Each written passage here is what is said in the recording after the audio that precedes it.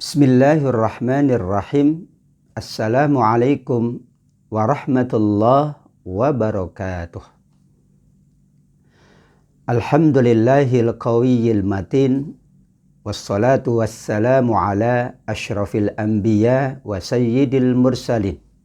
Nabiyyina wa maulana Muhammadin sallallahu alaihi wasallam. Wa ala alihi wa ashabihi wa man tabi'ahu wa walahu ila yaumiddin. Allahumma anfa'na bima 'allamtana. Allahumma 'allimna ma yanfa'una. Allahumma arzuqna 'uluman tanfa'una ya Rahman ya Rahim. Amin. Amma ba'du. Alhamdulillah, kita terus-menerus meningkatkan iman dan takwa kita sebagai wujud yang nyata dari rasa syukur kita atas seluruh anugerah Allah, atas seluruh nikmat-nikmat Allah, wabil khusus nikmat iman wal Islam. Mudah-mudahan semakin banyak yang kita syukuri dari karunia Allah, semakin besar peluang kita untuk meraih ampunan Allah, rahmat Allah, dan surga Allah subhanahu wa ta'ala. Amin ya rabbal alamin. Salawat dan salam kita selalu sampaikan kepada Nabi Muhammad sallallahu alaihi wasallam, manusia pilihan, teladan sepanjang zaman. Tuntunannya berlaku hingga yaumil qiyamah. Kita terus-menerus meneladani, mengikuti dan mengamalkan semua tuntunan Nabi. Insya Allah kita termasuk umatnya yang mendapatkan syafaat di yaumil qiyamah. Amin ya rabbal alamin. Pada hari yang mulia ini, Sayyidul Ayyam, hari Jumat, kita akan melanjutkan tafsir kita, yaitu masih di surat Al-Mu'minun. Hari ini akan kita bahas ayat 63 sampai dengan ayat 82. A'udzu billahi minasyaitonir rajim. Bismillahirrahmanirrahim.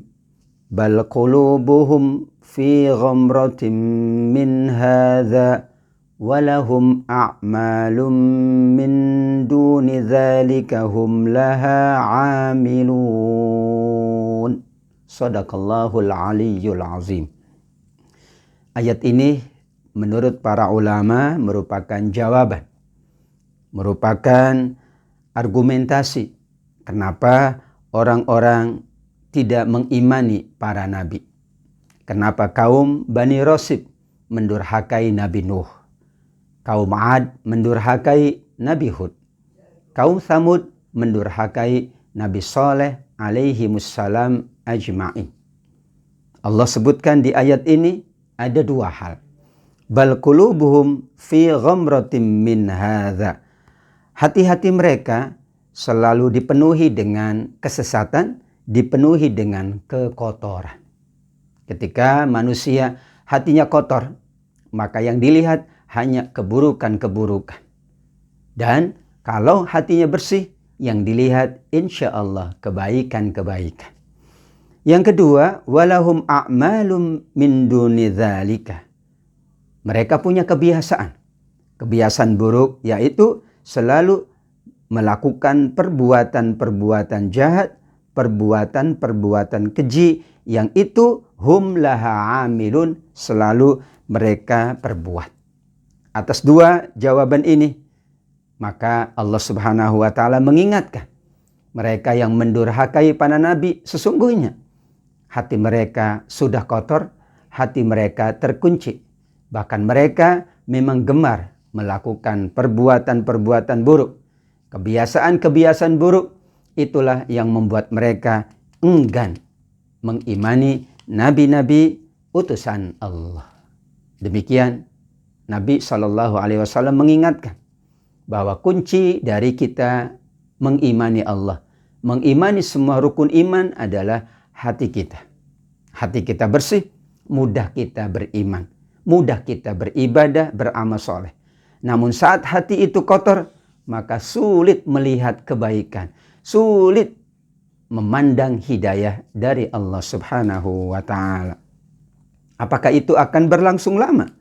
Allah Subhanahu wa ta'ala menyebutkan di ayat 64, mereka akan selalu memperkotor hati sampai datangnya azab Allah Subhanahu wa ta'ala, hatta idza akhadna mutrafihim bil azab idza hum yaj'arun. Pada saat nanti mereka melihat azab Allah, pada saat mereka di dunia bermewah-mewah dengan kehidupan dunia, saat itulah mereka akan berteriak meminta tolong kepada Allah Subhanahu wa ta'ala. Bagaimanapun manusia pasti membutuhkan pertolongan Allah. Mungkin di dunia ia dapat memenuhi seluruh kebutuhan-kebutuhannya. Namun ayat ini mengisyaratkan ada sesuatu yang tidak mungkin kita penuhi. Bahkan tidak mungkin dipenuhi oleh orang lain. Keluarga kita pun tidak dapat memenuhi. Sahabat kita pun tidak dapat memenuhi apa yang kita inginkan, yaitu keselamatan di yaumil qiyamah kelak. Karena pada saat itu keselamatan dan pertolongan hanya di tangan Allah yang Maha Menolong. Ayat 65, Allah Subhanahu wa ta'ala mengingatkan kepada mereka yang mendurhakai nabi-nabi utusan Allah. La taj'arul yauma, sudah terlambat kalian meminta tolong. Terlambat pula kalian berteriak. Minta tolonglah ketika di dunia, karena ada kesempatan untuk kalian bertobat. Namun ketika sudah waktunya habis, yaitu datang kiamat, la taj'arul yauma, sudah selesai, jangan kalian berteriak meminta tolong kepadaku di hari ini, kata Allah. Kenapa? Sungguh kamu tidak akan mendapatkan pertolongan dari kami. Innakum minna la tunsurun. Untuk itu kita masih diberikan kesempatan oleh Allah untuk meminta tolong. Kita pun insya Allah berkehendak untuk menolong kita jika kita selalu menjaga hubungan baik kita dengan Allah. Bagaimana hubungan baik kita dengan Allah? Ibadah kita jalankan, amal soleh selalu kita jalankan. Maka hubungan yang baik dengan Allah ini kita jaga. Nanti hasilnya saat kita membutuhkan pertolongan dan tidak ada yang menolong selain Allah, insya Allah Allah berkenan menolong kita nanti di yaumil qiyamah. Qad kanat ayati tutla alaikum fakuntum ala aqabikum tankisun. Inilah keadaan orang-orang yang mendurhakai para nabi Allah Subhanahu wa ta'ala, khususnya orang-orang musyrik Mekah. Sungguh ayat-ayat Al-Quran selalu dibacakan kepadamu, tetapi kamu selalu berpaling ke belakang. Ayat-ayat Al-Quran ketika Nabi di Mekah selalu diperdengarkan. Mereka pula mendengar dari sahabat-sahabat Nabi. Namun bukannya mereka semakin beriman kepada Allah, namun mereka semakin jauh dari Allah Subhanahu wa ta'ala. Menurut Imam Suyuti, ayat 66 ini yang nanti dikaitkan dengan ayat 67 turun berdasarkan riwayat dari Ibnu Abi Hatim dari sahabat Sa'id bin Jubair radhiyallahu an. Orang-orang musyrik Mekah biasa begadang, bercengkrama, ngobrol larut malam di sekeliling Ka'bah. Mereka tidak melakukan kebaikan, tidak pula beribadah, namun sekedar hanya bercengkrama, ngobrol-ngobrol. Ya, mereka hanya menghabiskan malam-malam mereka dengan begadang. Mereka bangga dengan apa yang mereka perbuat. Namun manakala mendengar lantunan ayat, justru mereka mengabaikannya. Maka kata Imam As-Suyuti rahimahullah, nazalat hadhil ayah. Allah turunkan ayat ini untuk mengingatkan. Begitulah perilaku orang-orang musyrik terhadap Nabi, terhadap ayat Al-Quran yang dibacakan. Tidak hanya mereka berpaling ke belakang, namun mustakbiri nabihi samiron tahjurun. Mereka menyombongkan diri, bahkan mengucapkan perkataan selain Al-Quran. Dan itu dilakukan di malam-malam hari. Malam hari adalah waktu untuk kita berehat. Malam hari waktu kita untuk bermunajat dan beribadah. Mereka melakukan malam hari adalah menghabiskan malam. Namun dihabiskan dengan perbuatan maksiat dan perbuatan dosa. Sebagai gambaran betapa mereka tidak mau kebaikan dari Allah Subhanahu wa ta'ala. Afalam yaddabbarul qawla am ja'ahum ma lam ya'ti aba'ahumul awwalin. Allah bertanya kepada manusia yang tidak mau mendengar kalam Allah, yang tidak mau memperhatikan ayat-ayat Allah. Apakah mereka tidak menghayati, memperhatikan, merenungkan ayat-ayat Allah yang sangat agung? Atau adakah telah datang kepada mereka apa yang tidak pernah datang kepada nenek moyang mereka terdahulu? Al-Quran berbeda dengan apa yang pernah mereka dapatkan. Al-Quran amat sangat berbeda dengan apa yang mereka biasa dengar. Maka Allah bertanya, kalian tidak mau mengimani Al-Quran, padahal keagungannya, keutamaannya melebihi dari apapun yang dilantunkan, apapun yang diperdengarkan oleh orang-orang sebelum kalian. Nabi Muhammad SAW melantunkan Al-Quran dengan amat sangat indah, amat sangat baik. Para sahabat pun demikian. Namun itulah pertanyaan Allah, mendengar ayat-ayat Al-Quran dengan indah, mendengar ayat-ayat Al-Quran dibacakan dengan indah, justru mereka tidak tergerak. Betul, itulah yang disampaikan di ayat 63 tadi. Hati mereka sudah terkunci. Hati mereka sudah terkotori. Apapun yang didengarkan dari Nabi Muhammad, mereka tolak. Karena mereka sudah tidak mengimani Al-Quran, tidak mengimani Nabi Muhammad sallallahu alaihi wasallam. Atau pertanyaan lain di ayat 69 kata Allah Subhanahu wa ta'ala, ataukah mereka tidak mengenal Nabi Muhammad sehingga mereka mengingkari Nabi Muhammad? Nabi Muhammad adalah manusia yang selalu berhubungan dengan siapapun. Bahkan semua masyarakat Arab mengenal siapa Muhammad. Tidak ada yang tidak kenal. Dan yang dikenal oleh masyarakat Arab adalah Nabi yang mulia, akhlaknya agung, Nabi yang paling dipercaya, manusia yang tidak pernah berkhianat, manusia yang selalu baik dengan siapapun. Maka Allah pertanyakan, apakah mereka tidak mengenal Nabi Muhammad? Jawabannya, pasti mereka sudah mengenal. Mereka pula mengetahui latar belakangnya, keturunannya, bagaimana sehari-harinya. Persoalannya bukan karena tidak mengenal, namun mereka memang sejak awal menutup rapat-rapat hati mereka, menutup pendengaran mereka, menutup mata mereka dari keagungan akhlak Nabi Muhammad sallallahu alaihi wasallam. Atau mereka berkata, ini yang ketiga, ayat 70. Mereka malah memperkatakan tentang Nabi, dikatakan am yaquluna bihi jinnah. Na'udzubillahi min qawlihi. Kita berlindung kepada Allah dari ucapan mereka yang keji kepada Nabi Muhammad. Mereka mengatakan Muhammad itu orang gila. Padahal yang didatangkan oleh Nabi adalah kebenaran dari Allah, kebaikan-kebaikan, kebahagiaan-kebahagiaan. Yang dibawa oleh Nabi adalah keindahan, keselamatan.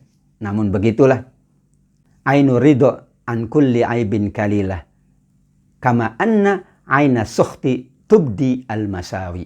Dalam ungkapan Arab dikatakan, mata atau hati yang selalu ridho melihat segala sesuatunya adalah baik. Sebaliknya, kalau mata dan hati itu benci, maka melihat kebaikan-kebaikan justru adalah keburukan-keburukan. Melihat keindahan adalah keburukan-keburukan.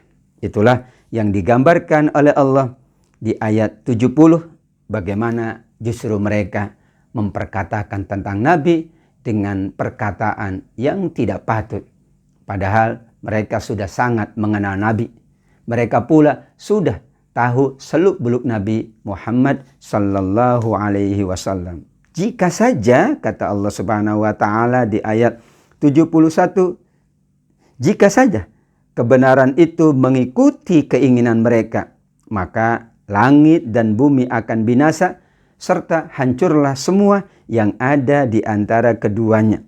Kenapa? Karena memperturut nafsu bukan menambah kebaikan.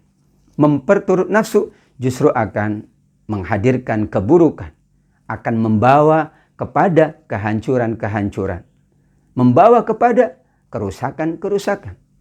Kebaikan itu adalah apa yang dikatakan oleh Allah, apa yang dikatakan oleh Nabi, dikatakan oleh para pewaris Nabi Shallallahu Alaihi Wasallam. Sedangkan keinginan hawa nafsu justru itulah yang harus dikendalikan.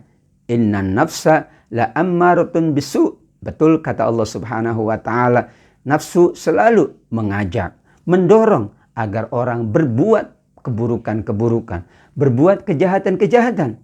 Kalau parameter kebaikan adalah memperturut nafsu, maka kata Allah akan rusak langit, akan rusak bumi, bahkan seluruh isi langit dan bumi akan mengalami kehancuran. Maka kebenaran adalah mengikuti Allah, kebenaran adalah mengikuti Nabi, kebenaran adalah mengikuti Al-Quran Al-Karim. Bahkan kami mengingatkan kepada mereka dengan berbagai macam peringatan-peringatan. Ada dua peringatan. Ada peringatan dengan teks Al-Quran, dengan teks hadis. Peringatan yang dibaca, peringatan yang mereka baca. Ada pula peringatan yang disaksikan. Peristiwa-peristiwa yang terjadi, cerita-cerita yang diungkap oleh Al-Quran, oleh hadis, itu sesungguhnya isinya adalah peringatan. Maka Al-Quran disebut juga dengan az-zikra, yaitu peringatan-peringatan. Wa dzakir fa inna dzikra tanfa'ul mu'minin. Ciri orang yang beriman itu mau diingatkan oleh Allah. Ciri orang yang imannya bagus itu siap untuk diingatkan oleh Allah, diingatkan oleh Nabiullah.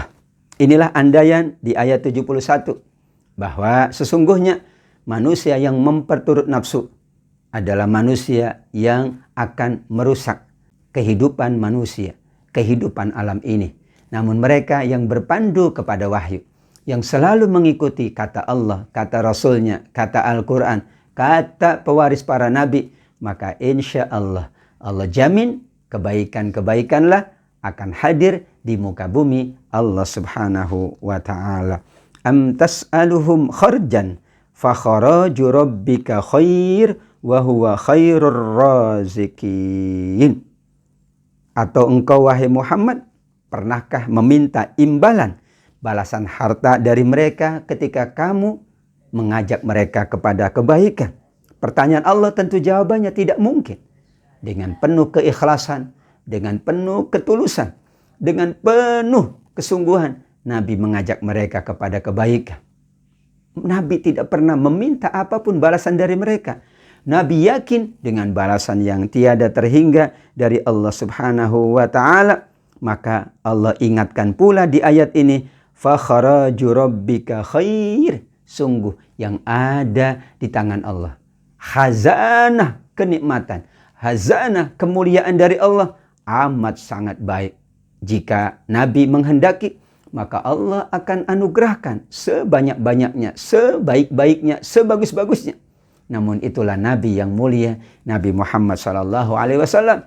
Beliau hanya mengharapkan balasan dari Allah di yaumil qiyamah kelak. Ampunan Allah, rahmat Allah, dan surga Allah. Sedangkan di dunia, beliau cukup memadai dengan apapun yang Allah anugerahkan secara sederhana dengan penuh qanaah. Wa huwa khairur razikin, dan Allah sebaik-baik yang memberi rizki.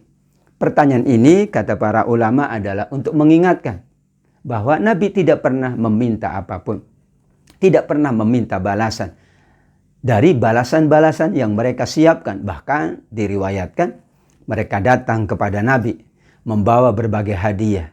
Ada emas, ada permata kalau bahasa sekarang, ada kekayaan, ada harta, ada berbagai macam.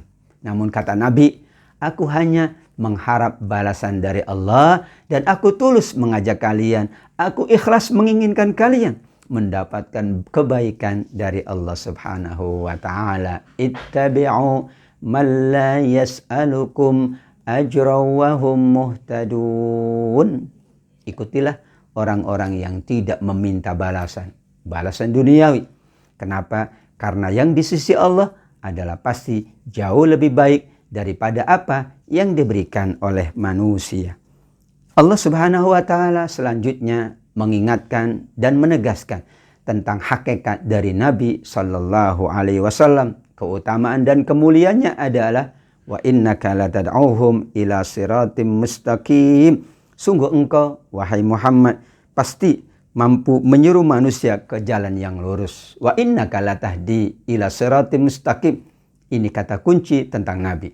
Nabi dengan berbagai cara selalu berusaha untuk memberikan kebaikan, mengajak kepada kebaikan.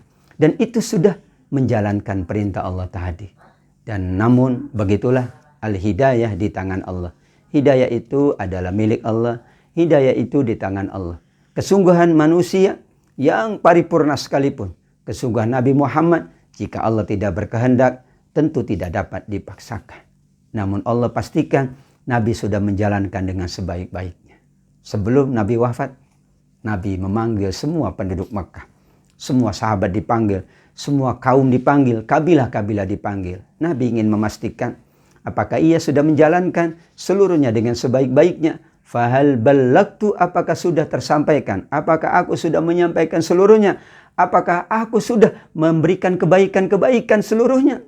Ternyata semua mengatakan bala wa nahnu ala dzalika minasyahidin. Benar ya Allah, benar ya Rasul, engkau sudah menyampaikan seluruhnya tanpa ada yang engkau sembunyikan. Bahagianya Nabi, karena Nabi sudah menjalankan dengan sungguh-sungguh. Sempurna yang disampaikan. Wa innaka latad'uhum ila siratim mustaqim. Nabi hanya mengajak ke jalan yang lurus, ke jalan Allah, ke jalan ridha Allah, ke jalan rahmat Allah, ke jalan ampunan Allah Subhanahu wa Ta'ala. Namun tetap saja kata Allah di ayat 74, wa innal ladzina la yu'minuna bil akhirah anis sirati lanakibun. Kalau orang tidak beriman kepada hari akhirat, maka mereka sudah menyimpang dari jalan yang lurus. Atau kenapa mereka tidak mau mengikuti jalan lurus yang ditempuh oleh Nabi, yang ditunjukkan oleh Nabi?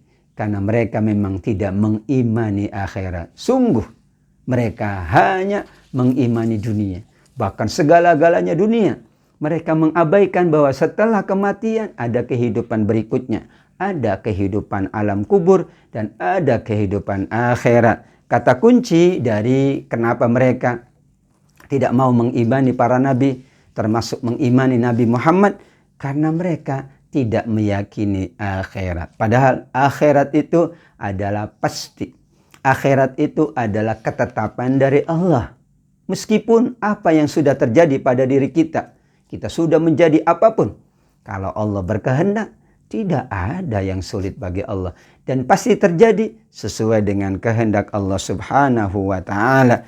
Ayat 75, ini andaian dari Allah. Allah mengandaikan kalau mereka itu adalah tidak dikasihani oleh Allah, tidak dianugerahi oleh Allah rahmat, malah mereka mendapatkan malapetaka, maka mereka akan terombang-ambing dalam kesesatan. Walau rahimnahum.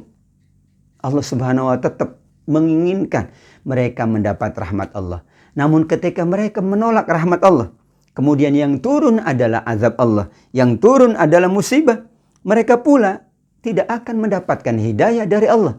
Terombang-ambing dalam kesesatan, fi tughyanihim ya'mahun. Sungguh ini keadaan yang sangat buruk. Ketika mereka tidak mendapatkan petunjuk, Allah gambarkan terombang-ambing, tidak jelas arah. Dan saat mereka mendapatkan musibah dari Allah, mereka pula terombang-ambing. Ketika dapat nikmat, tidak jelas juga arah tujunya. Ketika mendapatkan musibah, semakin tidak jelas juga arah tujunya. Kenapa? Karena ayat sebelumnya memang mereka tidak mengimani adanya kehidupan akhirat. Banyak hadis-hadis Nabi yang mengingatkan kita semua tentang pentingnya iman kepada Allah dan iman kepada hari akhirat. Selalu dikaitkan kebaikan-kebaikan itu dengan iman kepada Allah, iman kepada hari akhirat. Man kana yu'minu billahi wal yaumil akhir falyakul khairan aw liyasmut. Misalnya hadis ini, siapa yang selalu beriman kepada Allah, beriman kepada hari akhirat, maka ia akan berusaha untuk hanya mengatakan yang baik atau diam. Atau orang yang selalu mengatakan yang baik dan diam kalau tidak mampu menyampaikan yang baik, itu tanda benar ia beriman kepada Allah. Ia pula beriman kepada hari akhirat. Di hadis yang lain juga Nabi SAW menyebutkan orang yang beriman kepada hari akhirat, maka ia selalu akan memuliakan tetangganya. Ia berusaha memuliakan tetangga. Maka orang yang memuliakan tetangganya, orang yang memuliakan sahabatnya, itu berarti dia yakin bahwa nanti ada akhirat, ada balasan dari Allah di yaumil qiyamah kelak. Mungkin tidak dibalas di dunia, tapi pasti dibalas di akhirat. Yang kita harapkan tentunya balasan itu Allah berikan di dunia. Namun ada balasan yang berlipat ganda, ada balasan yang sangat istimewa saat kita nanti berada di dalam surga Allah Subhanahu wa ta'ala. Andaian itu tentu menunjukkan beratnya yang dihadapi oleh mereka yang tidak mau mengimani ayat-ayat Al-Quran. Ayat 76, walaqad akhadnahum bil azab famastakanu li rabbihim wa ma yatadarra'u. Orang-orang sebelum mereka, dikatakan kaum-kaum sebelum Nabi Muhammad sallallahu alaihi wasallam, juga sudah mendapatkan berbagai macam hukuman, berbagai macam ujian dari Allah, azab dari Allah. Namun mereka tetap saja tidak mau tunduk kepada Allah, tidak mau merendah di sisi Allah Subhanahu wa ta'ala. Sungguh seluruh cerita masa lalu, seluruh yang terjadi pada kaum-kaum terdahulu adalah hikmah, adalah pelajaran untuk kita semakin merendah di hadapan Allah, untuk kita semakin taat kepada Allah, untuk semakin kita mengabdi kepada Allah. Namun cerita-cerita itu dianggap asatirul awwalin, omongan-omongan kosong, dianggap angin lalu, tidak ada artinya. Padahal tujuan dari Allah menyebut cerita-cerita yang sangat banyak di dalam Al-Quran. 3/4 isi Al-Quran adalah cerita, kata para ulama, adalah agar kita mengambil sisi baiknya dari apa yang terjadi dan membuang sisi buruknya. Itulah ibrah, itulah sesungguhnya peringatan dari Allah, itulah pelajaran dari Allah. Kalau kita tidak pernah mengikuti cerita-cerita, mungkin kita tidak tahu mana cerita-cerita yang baik, mana cerita-cerita yang berakhir kepada keburukan. Dengan banyaknya cerita, kita akan lebih banyak mendapatkan pelajaran, hikmah dari Allah Subhanahu wa ta'ala. Maka sungguh orang-orang terdahulu pun, kata Allah, sudah kami siksa, sudah kami hukum kaum-kaum terdahulu. Apakah tidak cukup mereka menjadi hikmah, menjadi pelajaran bagi kalian untuk kebaikan kalian di masa-masa yang akan datang? Allah Subhanahu wa ta'ala kemudian menyebutkan pula tentang keadaan mereka. Hatta idza fatahna alaihim baban dza azabin syadid idza hum fihi mublisun. Kami apabila bukakan untuk mereka pintu azab yang keras, seketika itu pula mereka akan berputus asa. Kenapa berputus asa, kata para ulama? Karena tidak ada yang menolong, karena tidak ada yang membela, bahkan tidak ada yang dapat menyelamatkan kecuali Allah. Maka sebelum terjadinya hal-hal yang tidak diinginkan, Allah buka pintu tobatnya. Silakan siapapun bertobat, silakan siapapun bermunajat, silakan siapapun menyadari kesalahan dan menjadi lebih baik sebelum datangnya hari kiamat. Dan Allah ketika sudah membuka pintu azab, tidak ada yang dapat mengharap melainkan hanya rahmat dari Allah. Namun kalau mereka belum bertobat di dunia, bagaimana mungkin Allah Subhanahu wa ta'ala menolong dari azab Allah yang sangat dahsyat di yaumil qiyamah kelak? Ayat 77 kata para ulama tafsir merupakan penutup tentang mereka yang mendurhakai para nabi, penutup mereka yang tidak mengimani Al-Quran, mereka yang tidak mempercayai adanya akhirat.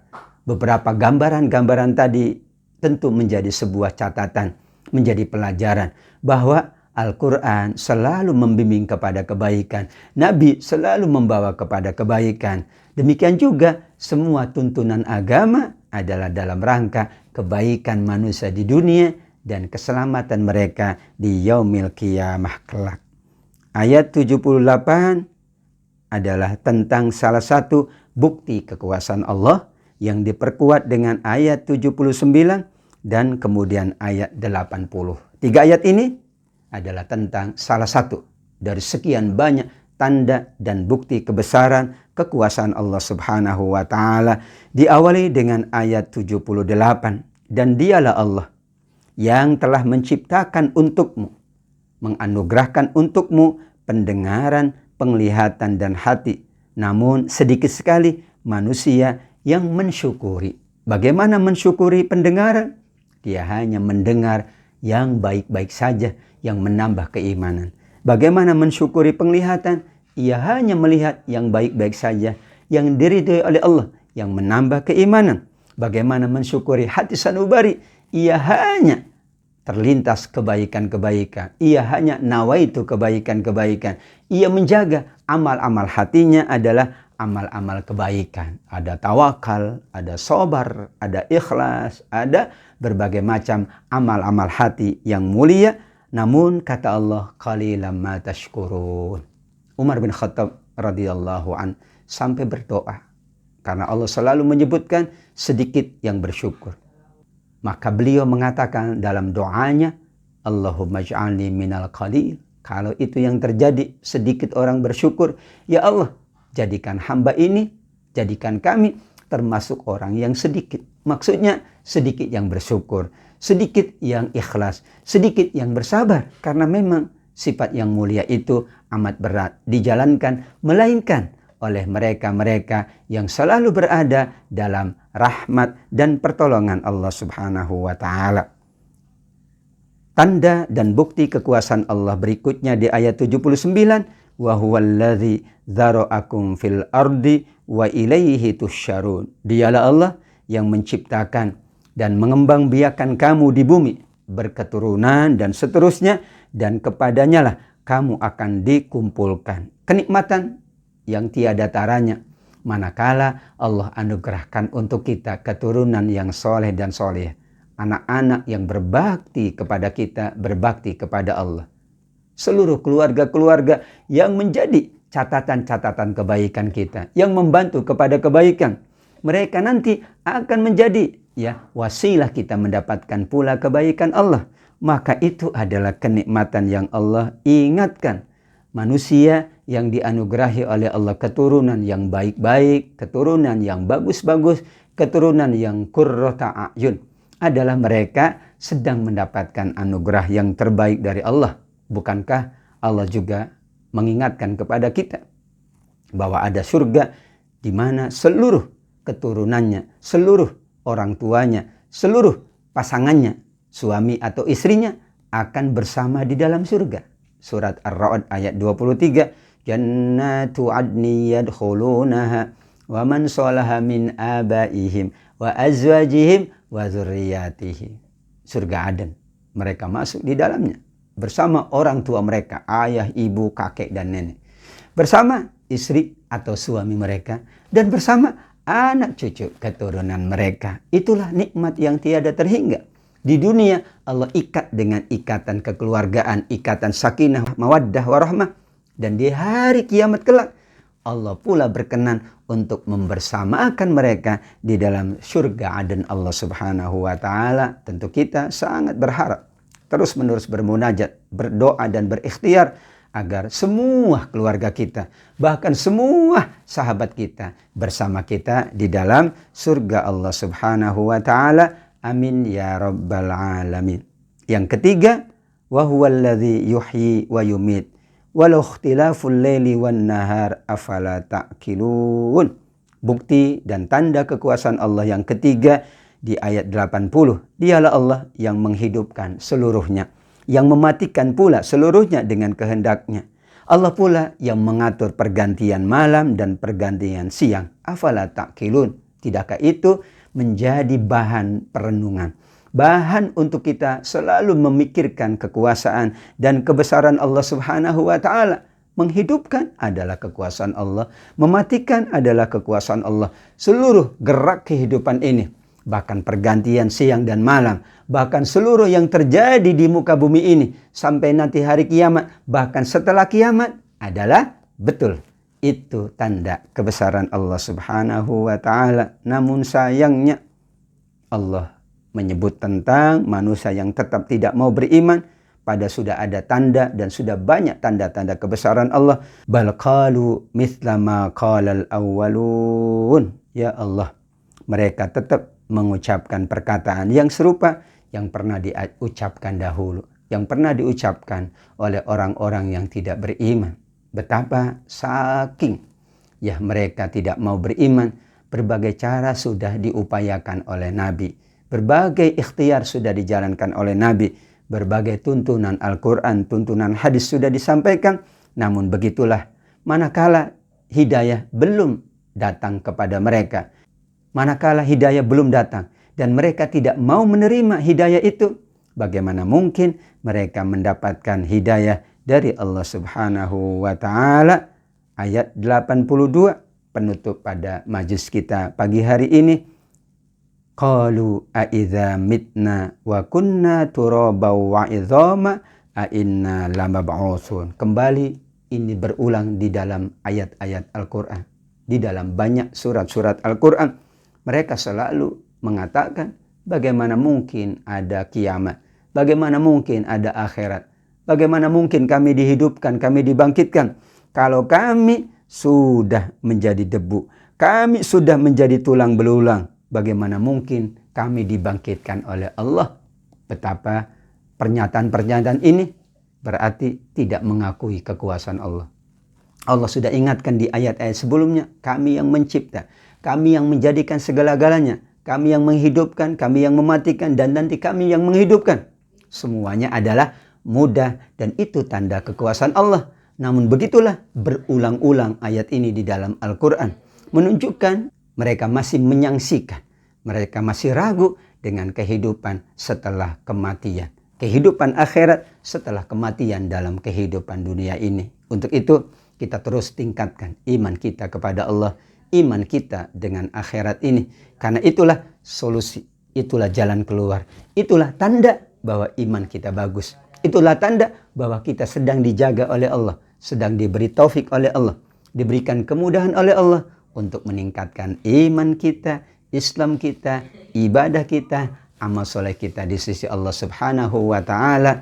Mudah-mudahan semua ayat-ayat yang kita baca, semua hadis-hadis yang kita baca, semua hal yang baik yang kita dapatkan akan semakin menambah investasi kebaikan kita untuk kebaikan akhirat kita. Dan tentu sebelum itu kebaikan-kebaikan dunia ini kita jadikan sebagai media untuk kita menambah terus, meningkatkan terus hal-hal yang baik dalam kehidupan ini untuk kebahagiaan yang paripurna, yang sesungguhnya, yaitu kebahagiaan di dalam surga Allah Subhanahu wa ta'ala. Amin ya rabbal alamin. Sadaqallahul azim. Jazakumullah khairah. Terima kasih kepada semua yang selalu setia mengikuti majelis ini. Tentu wabil khusus Ketua Majelis Ta'lim Al-Kautsar, para pengurus dan semua jamaah sekalian. Kita sangat yakin yang kita lakukan ini untuk kebaikan dunia kita dan kebaikan akhirat kita semuanya. Subhanakallahumma wa bihamdika asyhadu an la ilaha illa anta astaghfiruka wa atubu ilaik.